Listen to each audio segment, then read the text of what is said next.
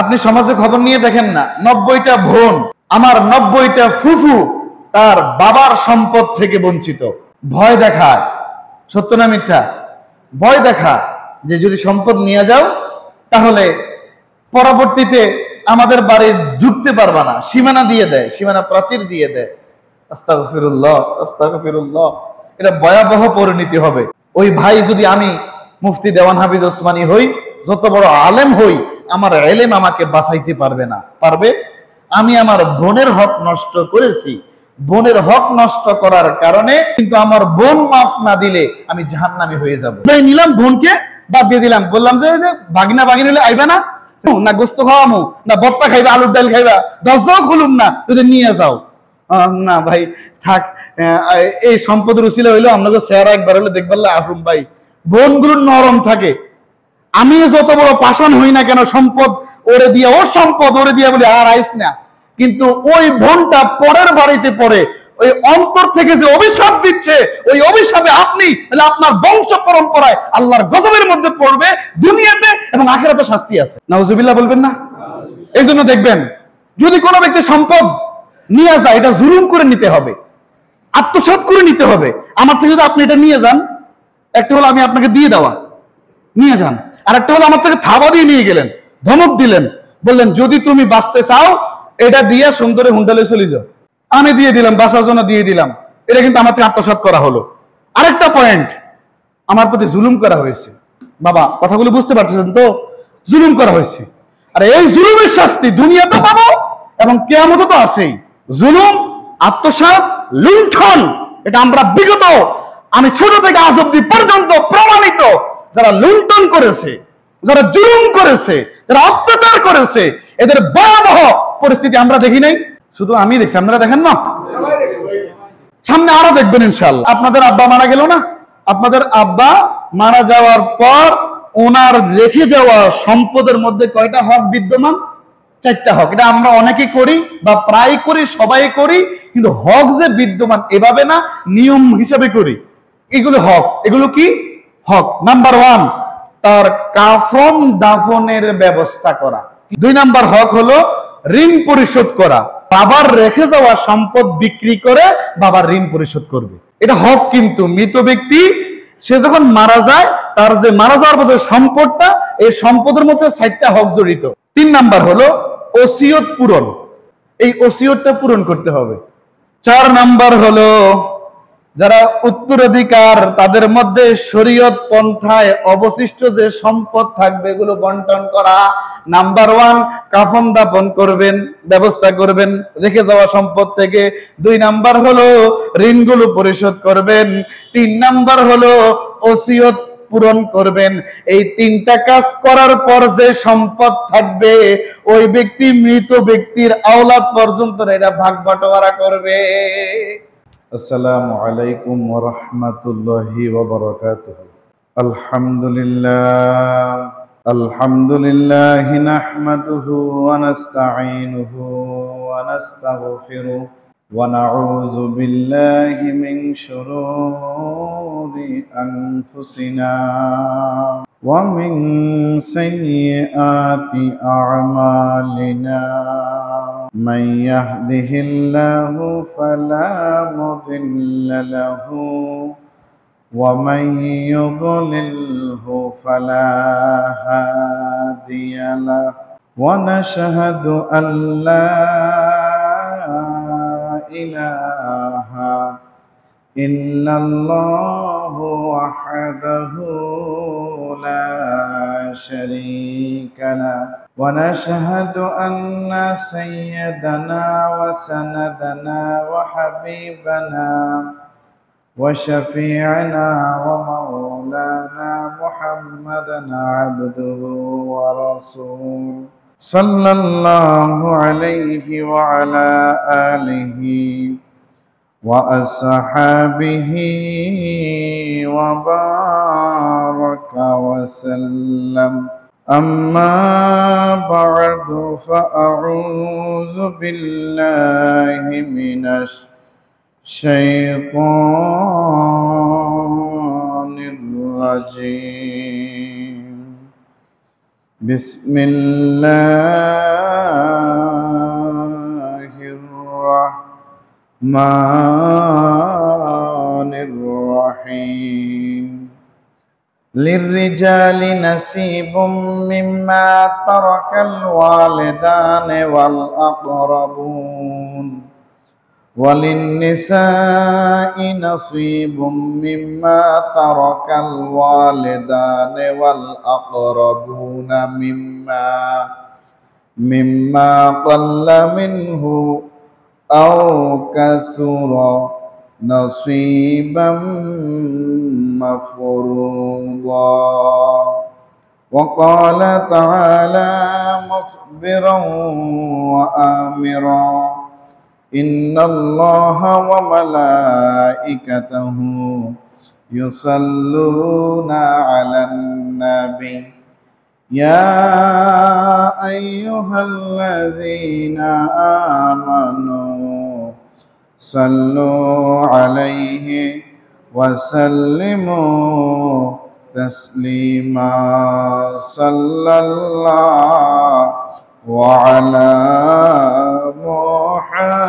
محمد صلى الله وعليه وسلم صلى الله وعلى محمد صلى الله وعليه وسلم فأقر الرسول فضلا وعلا أهدى السبل لدلالته صلى الله وعلى محمد صلى الله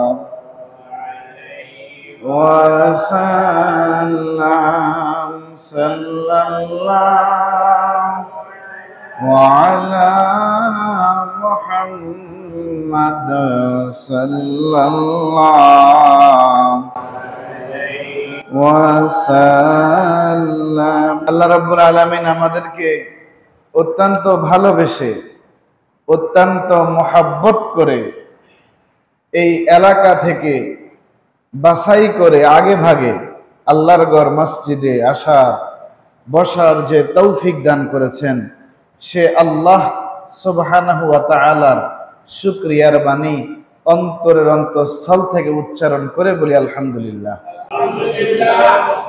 আরো শুকরিয়া আদায় করি সাইয়্যিদুল মুরসালিন ইমামুল মুরসালিন ইমামুল মুত্তাকিন খাতামুন নাবিয়্যিন রহমাতুল লিল আলামিন শাফিউল মুজনিবিন আনিসুল গারিবিন রাহাতিল আশিকিন মুরাদিল মুশতাকিন শামসুল আরিফিন সিরাজুস সালিকিন সিরাজাম মুনীরা নবিয়্যিনা শাফিঈনা মাওলানা ইয়াসিন তাহা মুজাম্মিল মুদ্দাসসির মুহাম্মদুর রাসূলুল্লাহ সাল্লাল্লাহু আলাইহি ওয়াসাল্লামের উম্মত করে যে আল্লাহ রাব্বুল আলামিন আমাদেরকে এই দুনিয়াতে পাঠিয়েছেন সে আল্লাহ রাব্বুল আলামিনের শুকরিয়ার বাণী অন্তরের অন্তঃস্থল থেকে উচ্চারণ করি আলহামদুলিল্লাহ। সম্মানিত হাজিরিন, উত্তরাধিকার সম্পদ বন্টন সঠিকভাবে না করার পরিণতি ইনশাআল্লাহ কোরআন ও হাদিসের আলোকে সময়ের দিকে খেয়াল করে কিছু কথা বলবো। আল্লাহ রাব্বুল আলামিন যেন আমি গুনাহগার সহ আপনাদের মতো আল্লাহওয়ালা আল্লাহর মুহাব্বতের বান্দাদেরকে শুনে পরিপূর্ণরূপে যাহা গ্রহণ করা তাহা যেন আমরা গ্রহণ করতে পারি, আর যাহা বর্জন করা তাহা যেন আমরা বর্জন করতে পারি। আল্লাহ যেন আমাদেরকে সেই তৌফিক দান করে, সবাই বলেন আমিন। আমি আপনাদের সামনে মহাগ্রন্থ আল কোরআনুল কারীম থেকে 4 নম্বর পারা 4 নম্বর সূরা সূরা নিসা 7 নম্বর আয়াতটা আমি তেলাওয়াত করেছি। সূরা নিসার মধ্যে 3টা আয়াত আছে স্পষ্টভাবে। ওই আয়াত নিয়ে কথা বলতে গেলে পরিণতি সম্পর্কে কথা বলতে পারবো না, কারণ এটা ইলমুল ফারায়েজের জ্ঞান। কে কতটুকু অংশ পাবে, কেমন মৃত ব্যক্তির পরিত্যক্ত সম্পদ থেকে, মৃত ব্যক্তির রেখে যাওয়া সম্পদ থেকে তার আওলাদরা কতটুকু সম্পদ পাবে, এটা বিস্তারিত আলোচনা প্রয়োজন। এই জন্য আজকে শুধু আমি পরিণতি সম্পর্কে কথা বলবো, যে আপনার প্রতি আল্লাহ রব্বুল আলামিনের নির্দেশ হলো আপনি যে সম্পদের মালিক হয়েছেন সেই সম্পদটা সুষ্ঠুভাবে আপনি বন্টন করা। বন্টনের দুইটা পদ্ধতি আছে। কয়টা পদ্ধতি? দুইটা পদ্ধতি। আমরা একটার উপর আমল করি না। বড় বড় আলেমদেরকেও দেখছি, বড় বড় বুজুর্গদেরকেও দেখছি, বড় বড় পিসাবদেরকেও দেখছি, বড় বড় নেতৃস্থানীয় লোকদেরকেও দেখছি, প্রথমটার উপর আমল করে না। তো প্রথমটার উপর আমল করলে একটা সুবিধা হয় কি, মৃত্যুর পর আর কে পাইলো কে পাইলো না এরকম একটা বিষয় থাকে না। মোটামুটি বুঝতে পারছেন? যেমন আমি মারা যাওয়ার আগে আমার সমুদয় সম্পদগুলো সুষ্ঠুভাবে আমি আমার ছেলে সন্তান স্ত্রীর মাঝে বন্টন করে দেব। এটা যদি করা হয় তাহলে পরবর্তীতে মারামারি কাটাকাটি ধরাধরি হয় না। কথা কি বুঝতে পেরেছেন? কিন্তু আমরা দ্বিতীয় অপশনটা মানি, এই জন্যই দ্বিতীয় অপশনের উপর স্পেশাল কোরআনের নির্দেশ দেয়া আছে।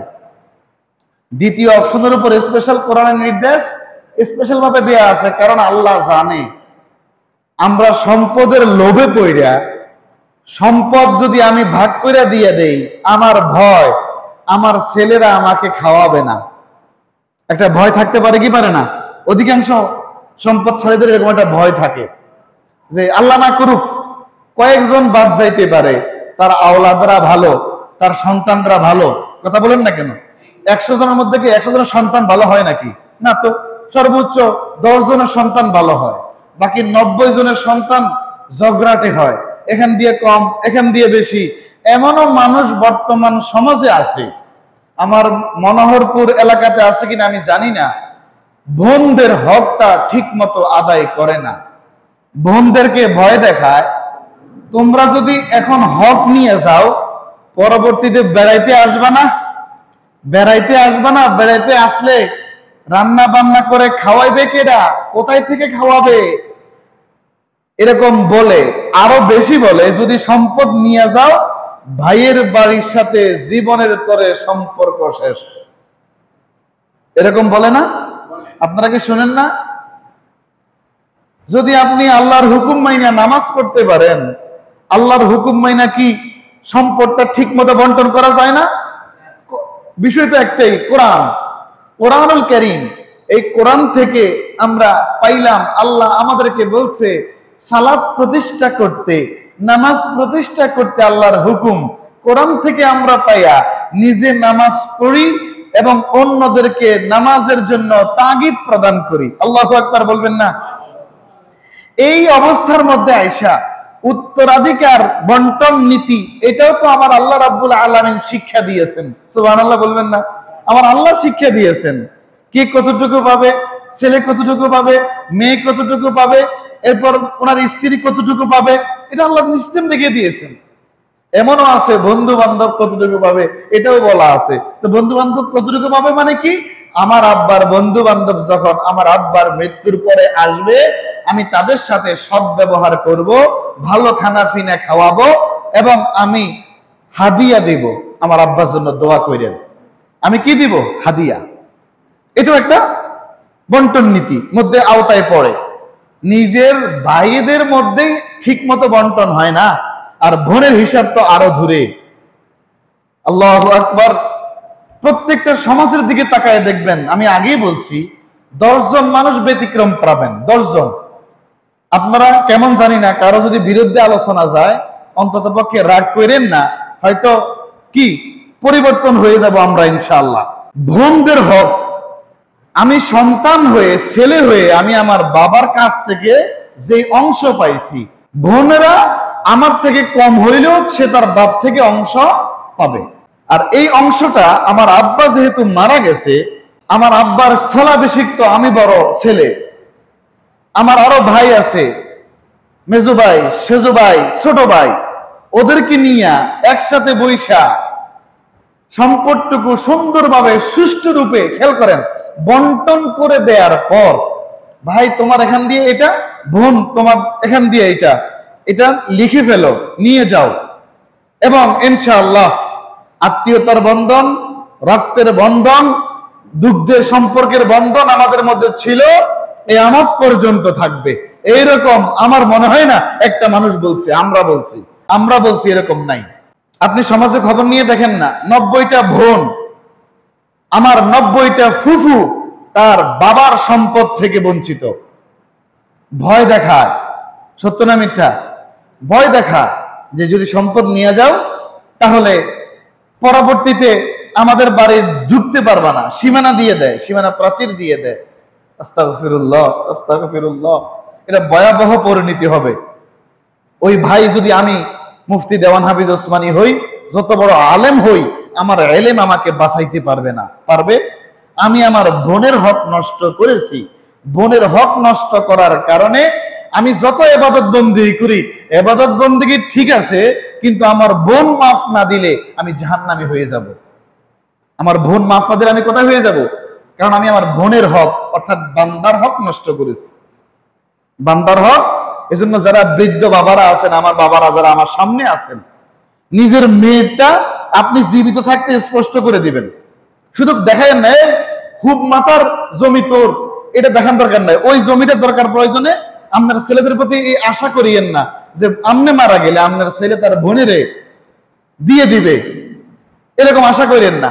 কারণ আপনার ছেলে যদি ভালো হয়, আল্লাহ না করুক, ছেলের বউ যদি খারাপ হয়, ফুসলাইয়া তার ভিতরে অন্য একটা চিন্তা ঢুকিয়ে দিবে। আল্লাহ রাব্বুল আলামিন কোরআনুল কারীমের 4 নাম্বার পারা, 4 নাম্বার সূরা, সূরা নিসার 7 নাম্বার আয়াতের মধ্যে বলেন, লিররিজালি নাসিবুম মিম্মা তারাকাল ওয়ালিদানি ওয়াল আকরাবুন ওয়ালিন্নিসাই নাসিবুম মিম্মা তারাকাল ওয়ালিদানি ওয়াল আকরাবুন।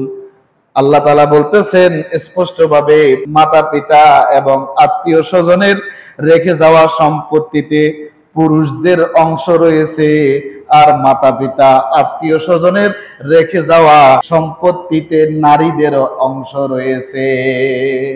পিতা মাতার রেখে যাওয়া, আত্মীয়দের রেখে যাওয়া সম্পত্তিতে পুরুষদের যেমন একটা অংশ আছে, আমার আল্লাহর কথা ওয়ালিন নিসাই, নারীদেরও একটা অংশ আছে।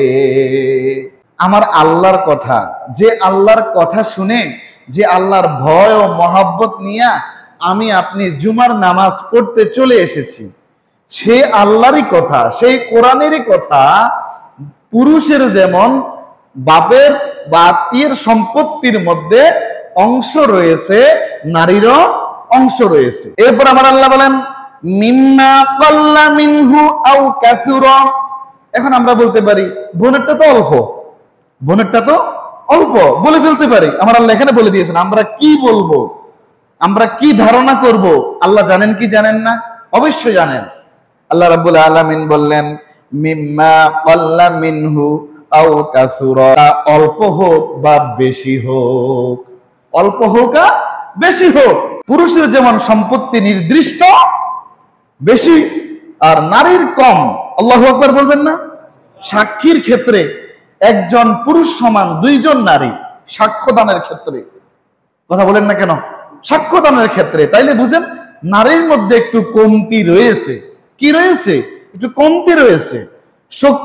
শক্তির মধ্যে আসেন, পুরুষ যেমন শক্তিশালী, আমার মা বোনরা ওনারা এতটা শক্তিশালী না, তারপরও তো শক্তি একটু হইলেও আছে। কথা বলেন না কেন? কথা বুঝতে পেরেছেন? তাহলে এখানে আমার আল্লাহ তাআলার পক্ষ থেকে নির্দিষ্ট। এরপর আল্লাহ রাব্বুল আলামিন এই আয়াতের মধ্যে আল্লাহ যে ঘোষণা করলেন, এটা দ্বারা বুঝলাম নারীরাও তার বাবার সম্পত্তি পাবে। নারীরা, মেয়েরা তার আব্বার কি পাবে? সম্পত্তি পাবে। এখন আমি আমার বাবার সম্পত্তি, বাবা মারা যাওয়ার পরে আমার উপর দায়িত্ব আসছে, আমি বাকি ভাইদেরকে নিয়ে, বোনদেরকে নিয়ে সুষ্ঠুভাবে। এখানে আরেকটা কথা আছে, অনেকে ইসলামিক মোতাবেক ভাগ করতে চায় না। তো বলে আমি রাষ্ট্রীয় সিস্টেমে ভাগ করব। তাও এক প্রকার যদিও ভাগ হয়, বোনেরা কিছু হইলেও পায়। রাষ্ট্রীয় একটা হিসাব আছে না, আপনারা তো জানেন, রাষ্ট্রীয় একটা হিসাব আছে। ওইভাবে দিলে তাও কিছু হইলেও পায়। একবারে নিজের মন গড়া আইন বাস্তবায়ন করে কোরআনও মানি না, নিজের যে দেশে বসবাস করি ওই দেশের যে সম্পত্তিগত মৃত ব্যক্তির সম্পত্তির আইন ওইটাও মানি না, নিজের মনের মধ্যে নিজের মন গড়া কথাগুলো আইনা ভাইগুলোকে একসাথ কইরা এরপর বোন রে বলি, বোন দে বোন, তোমরা যদি বাড়িতে আসো সম্পত্তি এই যে এটা, এই যে তোদের 4 বোনের এটা, 2 বোনের এটা, 1 বোনের এটা, যদি নিয়ে যাও খেয়াল রাইস এবার ঢুকতে তিন হাসা কানা মিশা সত্য তো বাবা। হ্যাঁ, সম্পর্ক শেষ। আল্লাহ গো আল্লাহ, আল্লাহ রাসূলের হাদিস আছে, যদি আপনি দুনিয়াতে বেশি দিন বাঁচতে চান, আমাদের চাওয়া পাওয়া না, আল্লাহ সুস্থতার সাথে আমাদেরকে আপনি দীর্ঘায়ু দান করেন, যেন আমরা আপনার ইবাদত করতে পারি, আপনার শুকরিয়া আদায় করতে পারি এবং মানুষের খেদমত করতে পারি, আপনার দুনিয়ার মধ্যে যেন দিন প্রতিষ্ঠা করতে পারি। আল্লাহ আমাদেরকে সুস্থ হায়াত ভিক্ষা দেন। চাওয়া পাওয়া না? আচ্ছা, এখানে যারা আমাদের মধ্যে একজন মুরব্বী ওই যে উনি আছে, ওনাকে যদি এখন জিজ্ঞেস করি আপনাকে এখন মরতে চান, উনি যদি সঠিক জ্ঞানে থাকে বলে যে না হুজুর আরো কিছুদিন যদি বাঁচতে পারি, নামাজ কালমা পড়ুন। কথা বলেন না কেন? তাহলে এই জায়গার মধ্যে আইসা আপনি এই চিন্তাটা করতেছেন। রাসূলুল্লাহ বললেন তুমি যদি বেশি দিন বাঁচতে চাও, তুমি যদি চাও তোমার হায়াতটা বেড়ে যাক, তুমি যদি চাও তোমার হায়াতের মধ্যে বরকত আসুক, তাহলে একটা কাজ করো, আত্মীয় স্বজনদের মধ্যে যোগাযোগ রাখো। সুবহানাল্লাহ বলেন। তো আত্মীয় স্বজনের মধ্যে সবচেয়ে বেশি কাছের বোন, ভাইয়ের কে বোন, ভাইয়ের কে বোন, আর ভাতিজার ভাগিনার ফুফু। ফুফু ফুফু নামক শব্দটা বর্তমান ইসলামী বিশ্বে যদি আজ ইসলামী রাষ্ট্র কায়েম থাকতো, তাহলে দেখতেন অবশ্যই এই সমস্ত মানুষগুলোকে কত কঠিন থেকে কঠিন শাস্তির আওতায় নিয়ে আসা হতো। এই জন্য তো আমরা চাই না ইসলামী রাষ্ট্র কায়েম হোক, কারণ আমার মাথার উপর নগর পড়বো। কথা বলেন না কেন? ইসলামী রাষ্ট্র যদি কায়েম হয়, আমার খবর আছে, আমি খতিব, প্রথম আমার ধরা, আমি পুরা 100 সঠিক থেকে এখানে আসতে হবে। আমি আমাকে দিয়ে উদাহরণ দিচ্ছি। ইসলামী স্টেট কায়েম হয়ে গেলে মৃত ব্যক্তির রেখে যাওয়া সম্পত্তি সুষ্ঠুভাবে ইসলামিক মোতাবেক বন্টন হবে, কেউ মাহরুম হবে না। যেই ব্যক্তির উপর যাকাত ফরজ, ওই ব্যক্তি সুষ্ঠু রূপে যাকাত দিতে বাধ্য। এটা রাষ্ট্রীয় আইন, আল্লাহর আইন। এটা কি কোন রাষ্ট্রের কথা বলছি? ইসলামী রাষ্ট্র। আল্লাহর আইনটাকে বাস্তবায়ন করবে ইসলামী রাষ্ট্র। আল্লাহু আকবার বলবেন না? একবার সব তারের মতো সোজা হয়ে যেত, আলিফের মতো সোজা হয়ে যেত। এই আজকে যত ভেজাল দেখেন সমাজের মধ্যে, ইনশাআল্লাহ আগামীতে একটু চেষ্টা করে দেখেন না, যদি আল্লাহ কবুল করে ইনশাআল্লাহ আগামীতে একবার আলিফের মতো সোজা হয়ে যাবে। আর এভাবে মানুষকে বুঝানো লাগবে না, এমনি মানুষ কইবে আমার যাকাত কত হয়েছে, তাড়াতাড়ি একটু হিসাব করে দেখেন, আমার সম্পত্তি এটা, আমার আব্বা মারা গেছে, তাড়াতাড়ি করেন, ওই যে সম্পত্তিটা কেমনে ভাগ করুন, সবাইকে নিয়ে আমাদেরকে ভাগ করে দেন। কথা বলেন না কেন? এমনি সোজা হয়ে যাবে যদি ইসলামী স্টেট কায়েম হয়ে যায়। ইনশাআল্লাহ হবে, ইনশাআল্লাহ ইনশাআল্লাহ ইনশাআল্লাহ আল্লাহর জমিনে আল্লাহর দিন কায়েম হবে ইনশাআল্লাহ। সমস্ত আলমের মধ্যে আল্লাহর হুকুমে চলবে ইনশাআল্লাহ। বান্দার গড়া, বান্দার তৈরি রাস্তায় আল্লাহ চলে না। আর এখন আল্লাহ প্রদত্ত রাস্তায় সিরাত মুস্তাকিম ও বান্দা খুঁজে পাওয়া যায় না। দ্বীনের কথা বললে আমাদের গায়ে লেগে যায়, দ্বীনের কথা বললে আমরা চিন্তা করি হুজুর মনে হয় আমার টার্গেট করছে, নাউজুবিল্লাহ। ঠিক না? এই যে আপনি যদি হুকুম আর আহকাম বিষয়ে ওয়াজ করতে যান,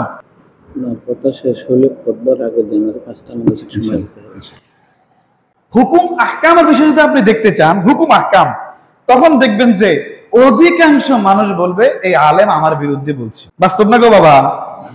মানে সুদ নিয়ে ওয়াজ করেন, সুদ নিয়ে ওয়াজ করলে এখন চিন্তা করবো হুজুর জানলো কিভাবে আমি যে সুদ খাই, নাউজুবিল্লাহ। এই যে আমি যে বললাম, আপনি যদি চান আপনার হায়াত বেড়ে যাক এবং সুস্থ থাকেন, সুস্থতার সাথে আপনার যদি হায়াত আপনি বাড়াইতে চান, রাসূলুল্লাহ বললেন তোমরা আত্মীয়তার বন্ধন কি ধরে রাখো। আমরা বলে দেই ওই বোন যদি আব্বারের সম্পত্তি তুমি নিয়ে যাও, আম্মারের সম্পত্তি তুমি নিয়ে যাও, আমার বাড়ির ত্রিসীমানা দিয়ে ঢুকতে পারবা না। বাবা আমি কি ভুল বললাম? এটা বলি কি বলি না? আপনারা হয়তো বলেন না, আলহামদুলিল্লাহ আপনারা ভালো মানুষ, আল্লাহ আরো ভালো করুক আপনাদেরকে। কিন্তু অন্যান্য মুসলমানরা বলে, আমাদের পরিবারেও বলছে, আমার আম্মুর বেলা যদি নিয়ে যাও আর আসতে পারবা না। নিজের জন্য আমরা নিজের জন্য কিছু করতে পারি না বাবা। এই জন্য রাসূলুল্লাহর হাদিস, এটা যেদিন থেকে আমি পড়ছি, আমি ওই দিন থেকে যেই আমল আমি গুনাহগার করি না, যেই কাজটা আমি গুনাহগার করি না, ওটা আমি কখনো বয়ানে বলি না। পারলে চেষ্টা করে ধীরে ধীরে ধীরে ধীরে ইনশাআল্লাহ আমার আমলের মধ্যে নিয়ে আইসা এরপর আমি সবাইকে বলি। কথা কি বুঝতে পেরেছেন? কারণ রাসূলুল্লাহ সাল্লাল্লাহু আলাইহি ওয়াসাল্লাম বলছেন, যেই আলেম উনি আলোচনা করলো কিন্তু আলোচনা করার পর নিজে আমল করলো না, কাল হাসরের মাঠে সমস্ত মুসল্লিদের সামনে ওই আলেমের জিহ্বাটাকে আল্লাহ ফেরেশতার মারফত টান দিয়া আগুনের কেসি দিয়ে কাইটা দিবেন। নাউজুবিল্লাহ। যেই দিন থেকে আল্লাহ হাজির নাজির আল্লাহর ঘরে দাঁড়ায় বলছে, আল্লাহর কসম, যেই দিন থেকে হাদিস আমি পড়েছি সেই দিন থেকে আমি ওই কথা বলি না যেটা আমার আমলের মধ্যে নাই। এই জন্য আমার কথা একটু আমলিক কথা কম পাবেন ইনশাআল্লাহ। চেষ্টায় আছি, আল্লাহর কাছে দোয়া করবেন। তাহলে এখানে আপনি স্পষ্টভাবে বুঝতে পারলাম এই আজকের আলোচনা থেকে আপনি দরকার প্রয়োজনে রাষ্ট্র ঠিক করতে গেলে আপনার 3-4টা ফর্মুলা ইউজ করা লাগবে। ফার্স্ট, ব্যক্তি জীবনে ইসলাম। আমি ব্যক্তিটা আমার পুরা মাথার তালু থেকে পায়ের তালু পর্যন্ত ইসলামে যেভাবে যেভাবে আছে হুবহু সেভাবে আমি আমাকে পুরোপুরি তৈরি করে নেব এবং আমলের মধ্যে কন্টিনিউ রাখবো। ব্যক্তি জীবনে ইসলাম। কোরআন আল্লাহ বলছেন, উ আনফুসাকুম ওয়া আহলিকুম নার। আল্লাহর আগুন থেকে আগে তুমি নিজে বাঁচো, তারপর তোমার আহাল পরিবারদেরকে বাঁচাও। তাইলে হিসাব করেন, আমি যে বললাম ফর্মুলা, ব্যক্তি জীবনে ইসলাম। আমি ব্যক্তিটা যদি পরিপূর্ণ ইসলামের উপর থাকি, আমার দায়িত্ব হলো আমার পরিবার। আমার দায়িত্ব কি? আমার পরিবার। আমি আমার পরিবারকে সম্পূর্ণ দাওয়াত দিয়া, সম্পূর্ণ বুঝাইয়া, সম্পূর্ণ মায়া ভালোবাসা, প্রয়োজনে ধমক দিয়া, যেভাবে বুঝানো প্রয়োজন আমি বুঝাইয়া আলহামদুলিল্লাহ আমার পরিবারটাও ইসলামের উপর কায়েম। 3 নাম্বার স্টেপ, সামাজিক জীবনে ইসলাম। পরিবার থেকে আসবে কোথায়? সমাজ। কোথায় আসবে? একটু আমার কথা জবাব দিবেন। সমাজে। যখন আমার সমাজে একটা মানুষ করে, মানুষ সবার একদিনে ঠিক হবে না। একদিনে সবাই ঠিক হবে? একজন একজন করে ধীরে ধীরে সবাইকে ইনশাআল্লাহ দাওয়াতের মাধ্যমে একটা ফর্মুলায় আইনা দেখলাম যে আলহামদুলিল্লাহ আমি যেমন ব্যক্তিটা পুরোপুরি ইসলামের উপর আছি, আমার পরিবারটা যেমন ইসলামের উপর আছে, আমার গ্রামে, আমার মহল্লায়, আমার এলাকাতে প্রত্যেকটা পরিবার ইসলামের উপর আছে আলহামদুলিল্লাহ। এখন খেয়াল করেন সামাজিক জীবনে ইসলাম, এরপর হয়ে যাবে কোথায়? আন্তর্জাতিক পরিমণ্ডলে ইসলাম। আমার সমাজ ঠিক, আমার এই সমাজের এই মানুষগুলাই তো খেলাফত খলিফা বানাবে, আমির বানাবে, বলেন না কেন, নেতা বানাবে, ইমাম বানাবে। এখান থেকেই তো শুরু হবে ইসলামের মূল উদ্দীপনা। আল্লাহু আকবার। বাবা, আপনার গভীর মনোযোগ দিয়ে খেয়াল করবেন, একটা মানুষ যখন মারা যায় তার আওলাদদের উপর 4টা দায়িত্ব থাকে। কয়টা দায়িত্ব? 4টা দায়িত্ব। সূরা নিসা আপনারা বাংলা তরজমার মধ্যে অন্ততপক্ষে আমি রিকোয়েস্ট করব, অন্যান্য সূরা তো পড়বেনই, বিশেষ করে সূরা নিসাটা কোরআনুল কারীমের 4 নম্বর সূরা, এটা 4 নম্বর পারা 4 নম্বর সূরা। সূরা নিসাটারে ভালো করে বঙ্গ অনুবাদটা পড়বেন। বঙ্গ অনুবাদ সূরা নিসার, ওখানে উত্তরাধিকারী আইন থেকে শুরু করে নারীদের পরিপূর্ণ হক আল্লাহ সুবহানাহু ওয়া তাআলা তুলে ধরেছেন। শুধু আমরা 30-40 মিনিট সমপায়া কথা বললে আপনারা বুঝবেন না। আমরা আপনাদেরকে একটা সাজেশন দিয়ে দেব, নিজেরা আপনারা কিতাব নিয়ে খুলে দেখবেন যে আলহামদুলিল্লাহ পরিপূর্ণভাবেই আছে। বাবা, আমার গভীর মনোযোগ। তখন আমি মারা যাব, আমি যে সম্পদটা রেখে যাব, ওই সম্পদের মধ্যে 4টা হক জড়িত। কয়টা হক? আপনাদের আব্বা মারা গেল না? আপনাদের আব্বা মারা যাওয়ার পর ওনার রেখে যাওয়া সম্পদের মধ্যে কয়টা হক বিদ্যমান? 4টা হক। এটা আমরা অনেকে করি বা প্রায় করি, সবাই করি, কিন্তু হক যে বিদ্যমান এভাবে না, নিয়ম হিসাবে করি। এগুলো হক। এগুলো কি হক? নাম্বার 1, তার কাফন দাফনের ব্যবস্থা করা। 2 নাম্বার হক হলো ঋণ পরিশোধ করা। বাবার রেখে যাওয়া সম্পদ বিক্রি করে বাবার ঋণ পরিশোধ করবে। এটা হক। কিন্তু মৃত ব্যক্তি সে যখন মারা যায়, তার যে মারা যাওয়ার পর সম্পদটা, এই সম্পদের মধ্যে 4টা হক জড়িত। ওই মৃত ব্যক্তির কাফন দাফনের ব্যবস্থা ছাড়া ছেলেরা মেয়েরা ভাগ বসাইতে যাবে না। খেয়াল কর, আগে কাফন দাফন। 2 নাম্বার, ভাগ বসানোর আগে, ভাই বোনের ভাগ বসানোর আগে স্ত্রীর ভাগ বসানোর আগে 2 নাম্বার ঋণ আছে কিনা, ঋণ থাকলে যদি আমার সামর্থ্য থাকে আমার থেকে দিয়ে দেব আমার আব্বার ঋণটা, যদি আমার সামর্থ্য না থাকে বাবার রেখে যাওয়া সম্পদ বিক্রি করে ঋণ পরিশোধ করে দেব। 3 নাম্বার হলো ওসিয়ত পূরণ। ওসিয়ত করে না যে ওখানের ওই দিকের যে জমিটা ওইটা আল্লাহর রাস্তায় মসজিদ মাদ্রাসা বা গরিবদের জন্য আমি দান করে দিলাম, ওসিয়ত করে গেল, কিন্তু উনি পুরোপুরি কি বলে কাওলা নাকি পুরোপুরি কাওলা বা রেস্ট্রি করে দেওয়ার সুযোগটা উনি পান নাই। এই ওসিয়তটা পূরণ করতে হবে। ওসিয়তটা, অথবা আমার জমিতে ধান হয়, তোরা যদি প্রত্যেক বছর ধান করস, ও আমার বাবা রিকোয়েস্ট করে গেলাম, ওসিয়ত করে গেলাম, 1 মণ ধান হইলেও আল্লাহর ঘর মসজিদে দিও, এটার বিক্রি করে মসজিদওয়ালারা মসজিদে কোনো কাজে লাগাবে, ওসিয়ত। হ্যাঁ, অথবা ওসিয়ত করে গেল যে এই যে আমি একটা জিনিস রেখে যাচ্ছি, অথবা আমার একটা নাতি ওরা আলেম বানাইও, অথবা অনেক তোমার ইঞ্জিনিয়ার বানাইও, ডাক্তার বানাইও, যারা আখেরাতের দিকে টার্গেট আলেম বানাইও। 4 নাম্বার হলো যারা উত্তরাধিকার, তাদের মধ্যে শরীয়ত পন্থায় অবশিষ্ট যে সম্পদ থাকবে এগুলো বন্টন করা। নাম্বার 1 কাফন দাফন করবেন, ব্যবস্থা করবেন রেখে যাওয়া সম্পদ থেকে। 2 নাম্বার হলো ঋণগুলো পরিশোধ করবেন। 3 নাম্বার হলো ওসিয়ত পূরণ করবেন। এই 3টা কাজ করার পর যে সম্পদ থাকবে ওই ব্যক্তি মৃত ব্যক্তির আওলাদ পর্যন্ত এরা ভাগ বাটোয়ারা করবে। বুঝতে পেরেছেন তো? ছেলের অংশ ছেলে নিয়ে যাবে, মেয়ের অংশ মেয়ে নেবে, এবং মায়ের অংশ অর্থাৎ মৃত ব্যক্তির স্ত্রীর অংশ ওইটা আবার ওনাকে দিয়ে দেবে। অনেকে আবার একটা প্যাচ লাগায় মহিলার সম্পদ খালি মেয়েরা পায়, এরকম একটা কথা শুনেন না? এটা কিরকম কোনো কথা না। বাবার সম্পদটা যেভাবে ভাগ হবে, যেভাবে বন্টন হবে, যে নিয়মে বন্টন হবে, মায়ের সম্পদটাও সেই নিয়মেই বন্টন হবে। আমার কথা কি আপনারা বুঝছেন? মায়ের সম্পদের বেলায় অনেক ক্ষেত্রে বোনদের থেকে জোর জবরদস্তি করে ভাইয়েরা বলে ওই আব্বারটা তো রাখছস, কহা রাখছি ভাই, মারটা দিয়ে দিত না একটু বেশি, তোমার বনুদগারে একটু বিদেশে হারাই, একটা দোকান লয়ে দেই, না কিন্তু এটা ভিক্ষা চাই, তোরা ইনশাল্লাহ প্রত্যেক মাসে 80 বেড়াই যাস, তোর জামাই লই হলাম লই ভিক্ষা চাই জমিটা দে। মায়ের জায়গাটা, মায়ের জায়গাটা অল্প থাকে, মায়ের সম্পদটা বাপের সম্পদের মতো বেশি থাকে নাকি? না, অল্প। ওইটা জোর কইরা বাপেরটা তো রাখে ভাই বোন থেকে, এবার মায়েরটাও রেখে দেয়। মা যদি ধরেন 1 শতকও পায়, ধরেন একটা উদাহরণ 1 শতক, ওই 1 শতকটা যেভাবে ভাগ করলে, যেভাবে ভাগ হইলে ভাই বোন সবাই পাইবেন এভাবে ভাগ করতে হবে। কোন সিস্টেমে? বাবার সম্পদটা যে সিস্টেমে ভাগ হয়েছে ঠিক হুবহু ওই সিস্টেমে।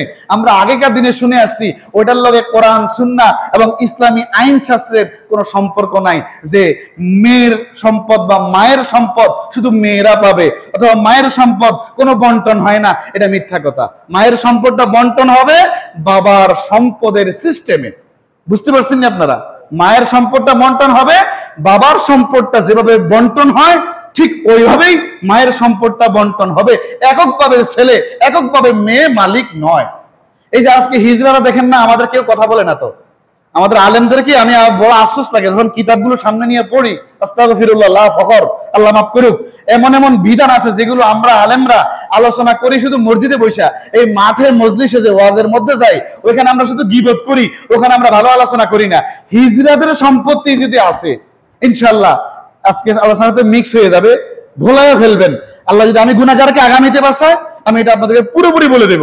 হিজড়ার সন্তানকে যদি কারো যদি হিজড়া সন্তান হয়, তারা ঘর থেকে ধাক্কা দিয়া বের না কইরা সম্পদ যদি থাকে, ছোট অবস্থায় চিকিৎসা করালে ইনশাআল্লাহ সুস্থ হয়ে যায় অধিকাংশ ক্ষেত্রে অস্ত্রোপচারের মাধ্যমে, আপনারা জানেন। আর বড় হয়ে গেছে, আপনারা বুঝতে পারেন না, দেরি হয়ে গেছে, তারপরও ওইটারে ঘাড় ধাক্কা দিয়া বাইর করে দিবেন না। বাইর করে দিলে কি হয় আপনারা কিন্তু দেখেন, রাস্তা রাস্তা ভিক্ষা করে, বিভিন্ন ইয়ার মধ্যে আইসা, বিয়ার অনুষ্ঠানে আইসা, এরপর খতনা অনুষ্ঠানে আইসা চান্দাবাজির মতো কাজ করে, আমরা মনে মনে গালাগালিও করি। কথা বলেন না কেন? তাহলে গালাগালিরা বাপমার গাত করতেছে না? করতেছে তো। ইসলামী বিধান কি?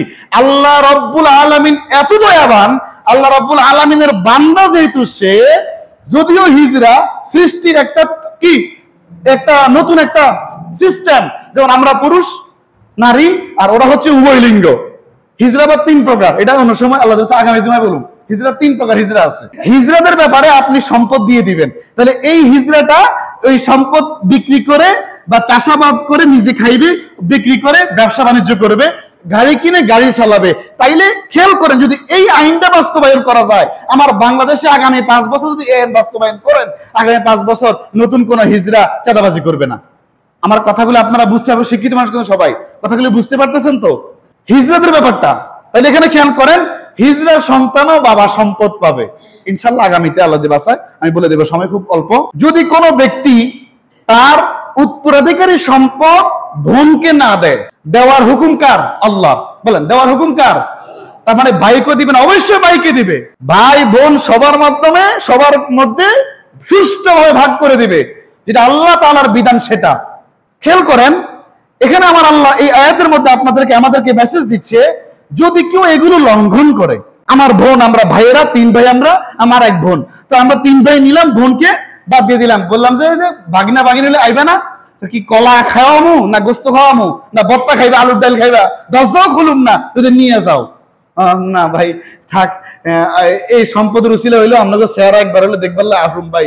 বোনগুলো নরম থাকে, আমি যত বড় পাষাণ হই না কেন, সম্পদ ওরে দিয়ে, ওর সম্পদ ওরে দিয়ে বলে আর আইস না, কিন্তু ওই বোনটা পরের বাড়িতে পড়ে ওই অন্তর থেকে যে অভিশাপ দিচ্ছে, ওই অভিশাপে আপনি আপনার বংশ পরম্পরায় আল্লাহর গজবের মধ্যে পড়বে, দুনিয়াতে এবং আখিরাতে শাস্তি আছে। নাউজুবিল্লাহ বলবেন না? এই জন্য দেখবেন, যদি কোনো ব্যক্তি সম্পদ নিয়ে যায়, এটা জুলুম করে নিতে হবে, আত্মসাৎ করে নিতে হবে। আমার থেকে যদি আপনি এটা নিয়ে যান, একটা হলো আমি আপনাকে দিয়ে দেওয়া, নিয়ে যান, আর একটা হলো আমার থেকে থাবা দিয়ে নিয়ে গেলেন, ধমক দিলেন, বললেন যদি তুমি বাঁচতে চাও এটা দিয়ে সুন্দরে হুন্ডালে চলে যাও, আমি দিয়ে দিলাম, বাঁচার জন্য দিয়ে দিলাম, এটা কিন্তু আমার থেকে আত্মসাৎ করা হলো। আরেকটা পয়েন্ট, আমার প্রতি জুলুম করা হয়েছে। বাবা কথাগুলো বুঝতে পারছেন তো?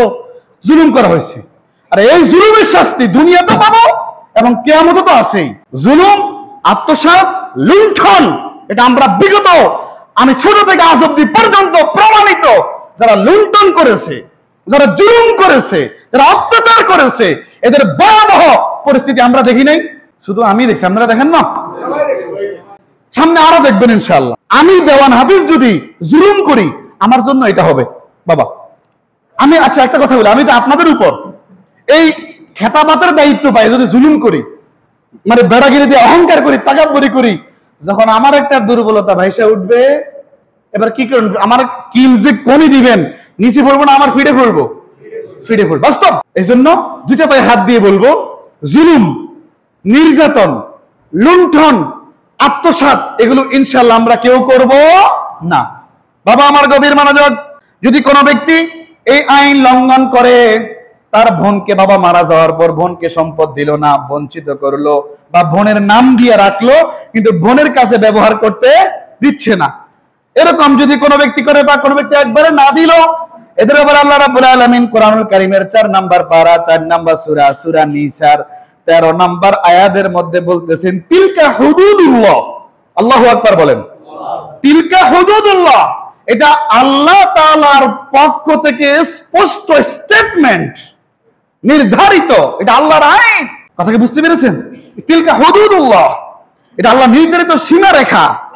ওয়া মান ইউতিইল্লাহা ওয়া রাসূলাহু ইউদখিলহু জান্নাতিন তাজরি মিন তাহতিহাল আনহারু খালিদিনা ফিহা ওয়া যালিকাল ফাওজুল আযীম। আল্লাহ রাব্বুল আলামিন বললেন, যে ব্যক্তি আল্লাহ এবং তার প্রিয় হাবিব মুহাম্মদ রাসূলুল্লাহ সাল্লাল্লাহু আলাইহি ওয়াসাল্লামের অনুসরণ করবে, তাকে আল্লাহ রাব্বুল আলামিন জান্নাতে প্রবেশ করাবেন। সুবহানাল্লাহ। খেয়াল করেন যে আল্লাহ এবং তার প্রিয় হাবিবের কি করবে? অনুসরণ করবে। তাহলে যে ব্যক্তি কোরআনের আইন মানবে, অর্থাৎ কোরআনটা রাসূলুল্লাহর উপর অবতীর্ণ হয়েছে, রাসূলুল্লাহ সাল্লাল্লাহু আলাইহি ওয়াসাল্লাম আমাদেরকে বুঝিয়ে বুঝিয়ে বলে দিয়েছেন, কোরআন থেকে আরো বোঝানোর প্রয়োজন হলে হাদিসের মধ্যে বর্ণনা রয়ে গেছে। এটা হচ্ছে আল্লাহ এবং তার রাসূলের অনুসরণ। যে ব্যক্তি আল্লাহ এবং তার রাসূলের অনুসরণ করলো, এই অনুসরণের মানে শুধু পাঞ্জাবি পড়া না, অনুসরণের মানে শুধু নামাজ পড়া না, নামাজ লাগবে, এরপর রোজা লাগবে, হজ লাগবে, যাকাত লাগবে, কিসাস লাগবে, কথা বলেন না কেন? এরপর উত্তরাধিকারী যে বন্টন নিয়ম আল্লাহ দিয়েছেন, ওইটাও মানা লাগবে। বাবা আমার গভীর মনোযোগ, যারা আল্লাহর সীমারেখা, আল্লাহর রাব্বুল আলামিনের সীমারেখা যারা অতিক্রম করবে না, তারা কি করলো? আল্লাহ এবং তার রাসূলকে অনুসরণ করলো। আর যারা আল্লাহ এবং তার রাসূলকে অনুসরণ করলো তাদেরকে আল্লাহ রাব্বুল আলামিন জান্নাতে প্রবেশ করাবেন। জান্নাতের ব্যাপারে বলা হচ্ছে যার তলদেশ দিয়ে রয়েছে ঝর্ণাধারা। আল্লাহু আকবার, আল্লাহু আকবার। এবং তারা সেখানে চিরস্থায়ী বসবাস করবে। যারা লঙ্ঘন করবে না, পরিপূর্ণভাবে যেটা আছে ওটা মানবে, পরিপূর্ণরূপে বন্টনটা ঠিক মতো করবে। আজকে বন্টনটা ঠিক মতো হয় না। এই জন্য আপনাদেরকে বলবো, দুইটাও যদি সন্তান থাকে, একটাও যদি সন্তান থাকে, ছেলে মেয়ে উভয়ই থাকে, জীবিত থাকা অবস্থায় তাদেরকে বুঝাই দিয়ে যাবেন, আরো ভালো হয় এটা। কারণ মৃত্যুর পরে ফিতনা বাজবে। সিস্টেম কোরআনে আছে, মানতেছে না তো, আমরা মানতেছি না তো। উত্তরাধিকারের আইন দিয়ে দিয়েছেন আল্লাহ কোরআনে, কিন্তু মানতেছি না তো। এই জন্য দুনিয়ায় থাকতে একবার লিখিত ভাবে দিয়ে দিবেন, এই যে মেয়ে এটা তোমার নামে দিয়ে দিলাম, যখন প্রয়োজন হয় ওইটা বিক্রি করে নিজের প্রয়োজন কি সারাইও, অথবা কি ধান টান করে চাল টাল করে খাইও। বাবা আমার গভীর মনোযোগ। এবার আল্লাহ রাব্বুল আলামিন বলতেছেন এই জান্নাতের মধ্যে তারা চিরকাল থাকবে এবং এটাই হবে তাদের জন্য বিরাট সাফল্য। আল্লাহর আইন মানলেই বিরাট সাফল্য।